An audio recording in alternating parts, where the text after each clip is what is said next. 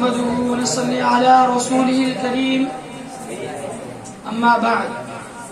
صدر محترم اور حاضرین مجلس، آج میں آپ حضرات کے سامنے سیرت نبی صلی اللہ علیہ وسلم کے جہادی پہلو پر کچھ روشنی ڈالنا چاہتا ہوں اور یہ بتانا چاہتا ہوں کہ حضور صلی اللہ علیہ وسلم رحمت للعالمین ہونے کے باوجود تلوار کا سہارا کیوں لیا، وہ کیا حالات تھے جس میں آپ نے جہاد کو اپنایا، اور جب جہاد کو اپنایا تو میدان جہاد میں کیا نمایاں کردار ادا کیا.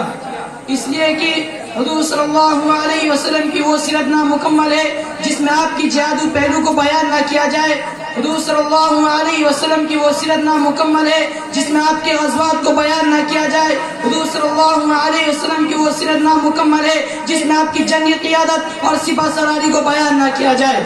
اسلام کے غیور نوجوانوں، یہ کسی معلوم نہیں کہ بعثت سے قبل پورا عرب آپ صلی اللہ علیہ وسلم کو صادق و امین کہہ کے پکارا کرتے تھے.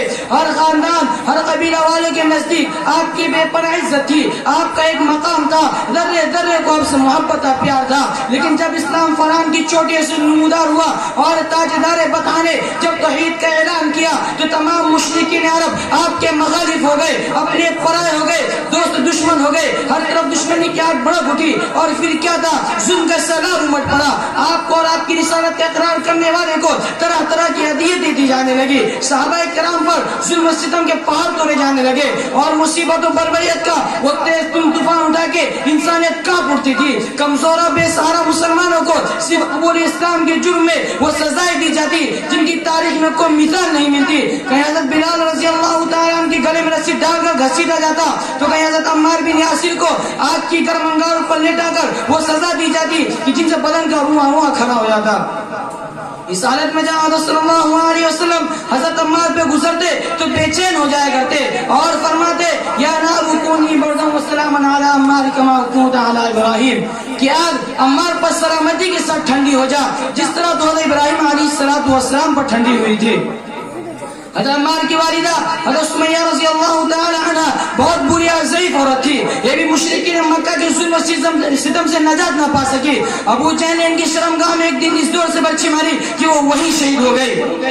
حضرت خباب، حضرت شعیب، حضرت زبیر، حضرت سعید بن زید جیسے دیگر ایسے درجن صحابہ تھے جو مشرکین مکہ کے وحشتناک ظلم و ستم کا تختہ مشق بنے ہوئے تھے.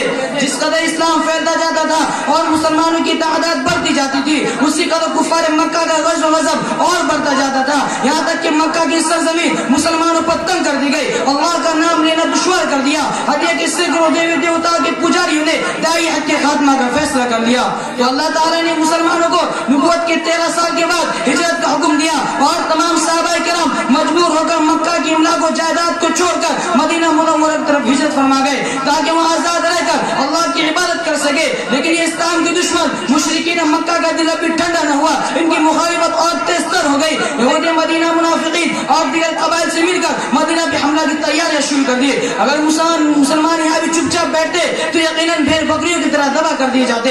تو اللہ تعالیٰ نے مسلمانوں کو اپنی جان مال عزت و عبری کی دفاع کے لیے جہاد کا حکم دے دیا اور فرمایا اذن للذین یقاتلون بانہم ظلموا وان اللہ علی نصرهم لقدیر الذین اخرجوا من دیارهم بغیر حق الا ان یقولوا ربنا اللہ ولولا دفع اللہ الناس بعضهم ببعض لهدمت صوامع وبيع وصلوات ومساجد يذكر فيها اسم الله كثيرا. کہ جنگ کرنے والوں کو اجازت دی جاتی ہے کیونکہ ان پر ظلم ہوا اور خدا کی مدد پر بے شک قادر ہے. یہ لوگ اپنے وطن سے بلا وجہ صرف اس لیے نکالے گئے کیونکہ انہوں نے اللہ کو اپنا رب مان لیا ہے. اور اگر بعض لوگ یعنی حملہ آوروں سے اور بعض لوگ یعنی مسلمانوں سے اللہ پاک دفع نہ کرا تھا تو ضرور عیسائیوں کی گرجے، یہودیہ کے معابد اور ترسا کی مندر اور مسلمانوں کی مسجدیں جن اس میں الہی کا ذکر کثیر ہوتی گرا دی جاتی. یہ وہ حالات تھے جنہیں مجبور ہو کر مسلسل 14 سال صبر و تحمل کے بعد حضور صلی اللہ علیہ وسلم نے جہاد کو اپنایا تھا.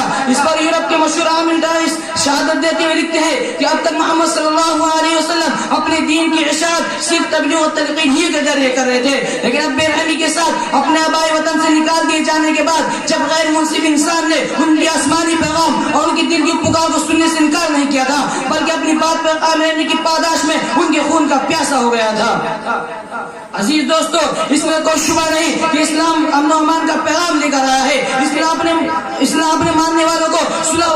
نصرت پڑھاتا ہے. اسلام اپنے متبعین کو محبت الفت اخوت و بھائی چارگی کا درس دیتا ہے. اسلام اپنے پیروکاروں کو اخلاق عالیہ اور عفو و کرم کی تعلیم دیتا ہے, کیونکہ اسلام نام ہے امن و امان کا, اسلام نام ہے اصلاح و عشق کا, اسلام نام ہے عدل و انصاف کا, اسلام نام ہے اخوت و محبت کا, اسلام نام ہے اخلاق و کردار کا.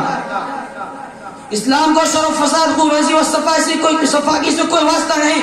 اسلام کو تلوار سے کوئی سروکار نہیں. اسلام پھیلا ہے اخلاق سے, تلوار سے نہیں.